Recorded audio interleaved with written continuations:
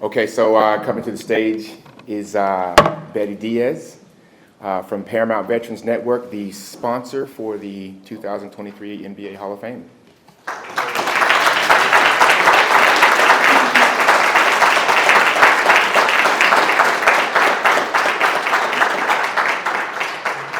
So Mr. Burkett made me laugh. He said, "Finally, I've been waiting an hour."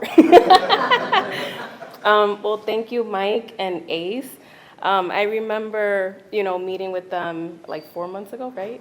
It seems like 4 years.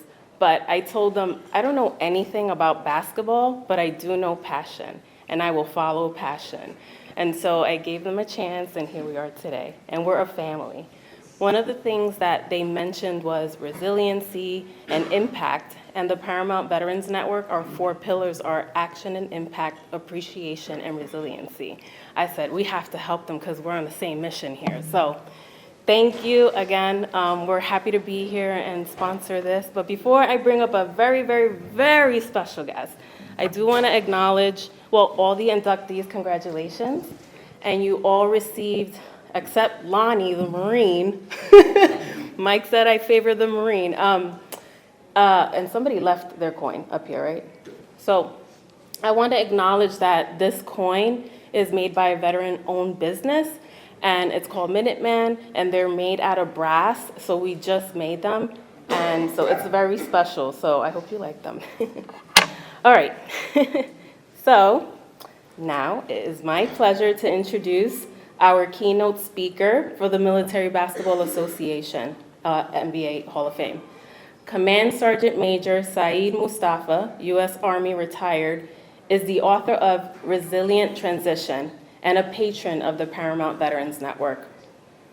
Command Sergeant Major Saeed Mustafa's book, Resilient Transition, was published on Amazon on September 11, 2021.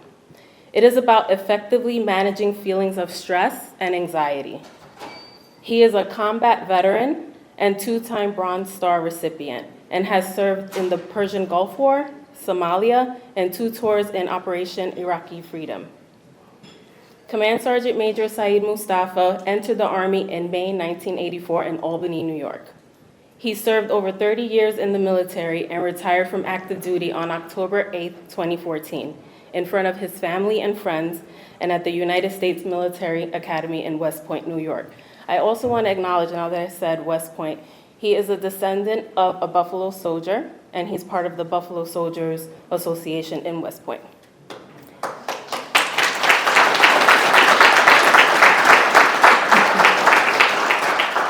Since his retirement, he has been elected as the first African-American councilman in the history of the town of Highlands. That's in New York, if you don't know where that is. He has worked tirelessly as an advocate for veterans, first responders, and their families. He planned, organized, resourced, and hosted 6 consecutive annual Veterans Resiliency Awards galas in the Hudson Valley of New York region. He was selected as a 2020 New York State Veteran Hall of Fame inductee by the New York State Senator James Skoufis. We are proud to have our VetNet patron and friend, Command Sergeant Major Saeed Mustafa, here today to speak to you all. And we applaud him for all of his accomplishments and the amazing impact he does for the veteran community. So without further ado, this is breaking news. So this wouldn't be Paramount if we don't have breaking news. So Command Sergeant Major just got word that he was accepted to a prestigious university, Columbia University, in the Masters of Social Work. So we're so proud. Give him a round of applause.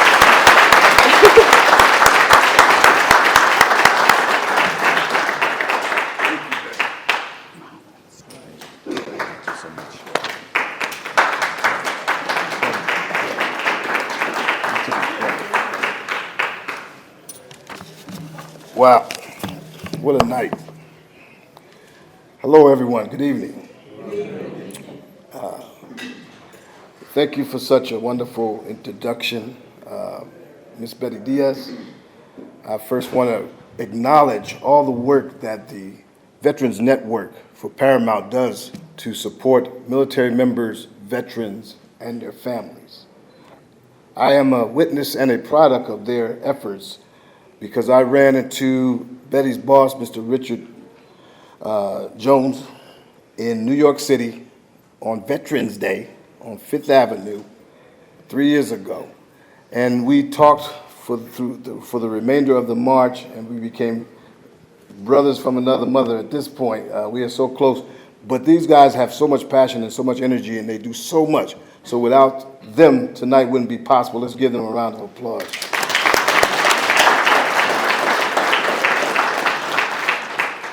Equally as, now that I've been here to see this for my own eyes, Mr. Michael. Okay.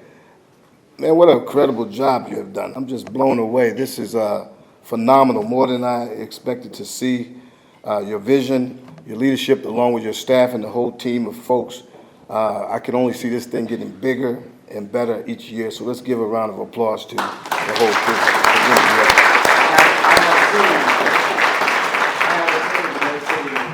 Right there. That's right. So, folks, I'm just going to talk about three things, and then I'm going to sit down.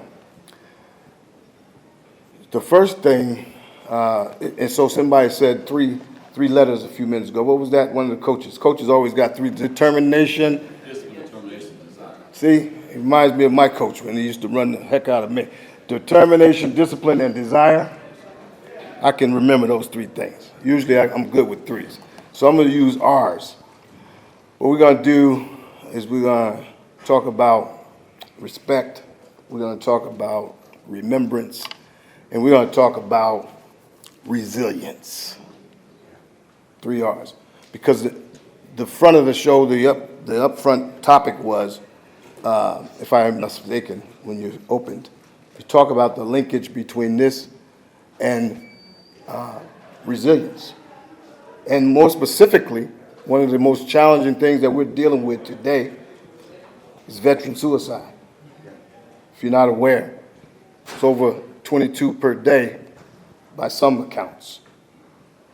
And that means a lot to me for a variety of reasons. Number one reason, and it ties back to basketball, because unbeknownst to you, because nothing that Miss Betty talked about would suggest that even old Sergeant Major used to be a basketball player. So, and some of you all, if you served in 1988 and you were in Korea, anybody in that category? Because I've seen some phenomenal military basketball players in Korea during that period of time, from all branches of service, when I was stationed at Camp Carroll. And, you know, so some of you may be familiar with that. But one thing that comes to mind is my best friend. It was a sergeant named Sergeant Orlando Simmons. He and I were so close that, you know, anybody been to Korea, you know, you could go there and get all kind of nice clothes and dress nice, go down to the Ville, Adashi would hook you up. So he would buy a sweatsuit, I would buy the same exact sweatsuit. He was Sergeant Shock, I was Sergeant Rock. These were nicknames. And so we kind of grew up in the military, from sergeant to staff sergeant to sergeant first class, and then we both made master sergeant. And ultimately, something occurs. So we was tight, but then we got a little distance because of the service. And then all of a sudden, I end up replacing him in one of the units that he had already previously had. Unbelievable. You couldn't write a better story. So we vowed we're going to stay together from this point forward. We united, let's stick together. So my friend retires after 26 years of service. I then go on to make Command Sergeant Major and deploy to Iraq. And upon returning for R&R for 2 weeks, I run into a mutual friend. He says, "Hey, you heard about Orlando?" I said, "No, to be honest with you, I've been thinking I need to call him because, man, he's just been on my mind a lot." He said he blew his brains out within 2 years of service. He was gone. I couldn't believe it. I said, "Not my friend.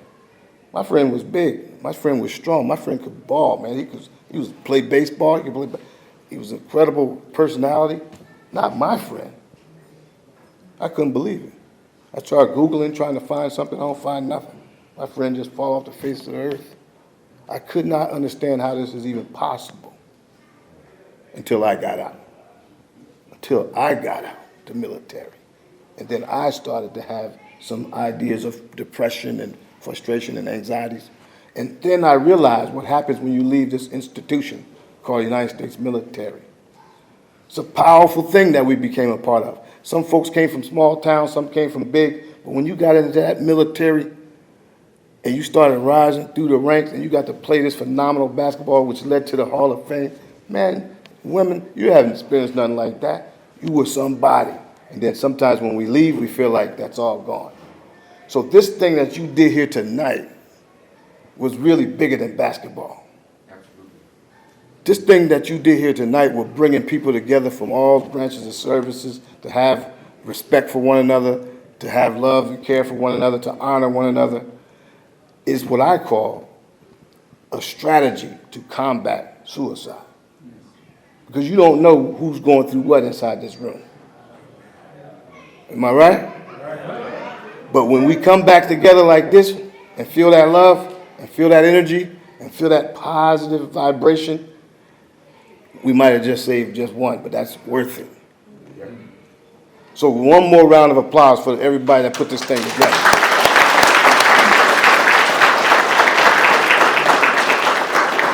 So I kind of tied two things. We talk about respect and we talk about remembrance. I got this hat right here. Now, some of y'all probably wore something like this. I didn't wear this because I'm Army. But so you might ask yourself, why is the Sergeant Major running around with this? I carry this thing everywhere I go, only because I was in the airport about 2 years ago, and I was going through the airport, and I get to the area where we're going to exchange flights, and I run into this young man who was a veteran from the Marine Corps. He's getting ready to go to Ohio. I'm getting ready to go to New York. We're passing one another. But for a split second, for a moment, we stop and we engage one another. And whatever he said to me resonated. And I took out a coin and gave it to him and said, thank you for your service and wish you the best. Live your best life. God bless you.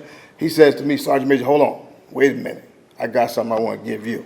And he pulls this hat out of his bag and gives it to me. That's the power of what's in this room tonight. That breaks down all barriers, right? This is a young man from Latin background, from the branch of service that I know nothing about, but we were one at that moment. We were kinship at that moment. And I keep this thing every single day, remembering him and praying for him.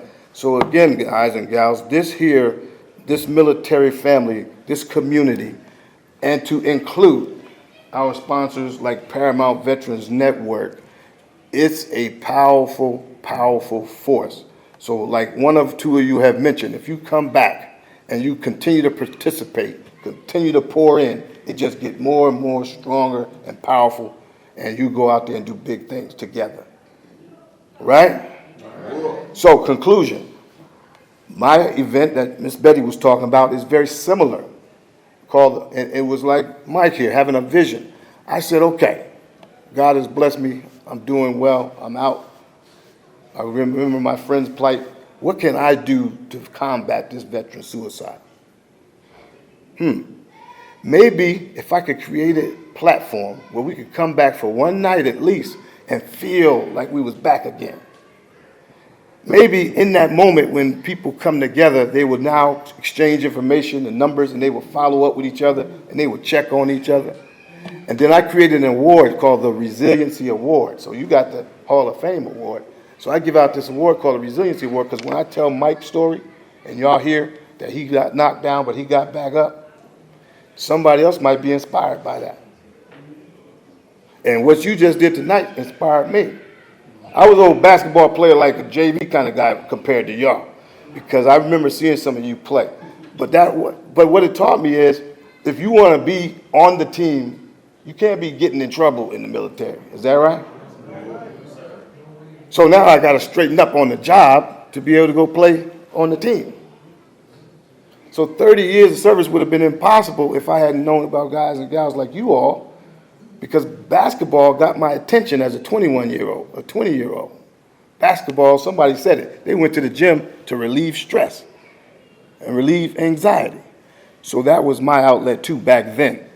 So I would share with you that this book I wrote is not about me becoming some famous author. It's about me trying my best to just save one life.